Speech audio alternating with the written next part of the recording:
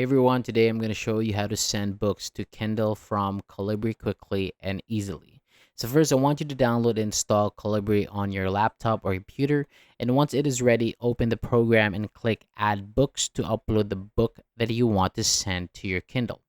Next, right-click the book and select Convert Books, and then change the file format to MOBI, and then complete the conversion.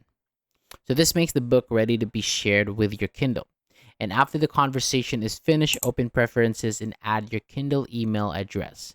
Then right-click the converted book, choose Connect or Share, and select the option to send it by email. And choose your Kindle email address and click OK. And then Calibri will now send the book to your Kindle. And if Amazon sends you a verification email, open it and approve the delivery. And finally, connect your Kindle to Wi-Fi, open settings, and tap sync.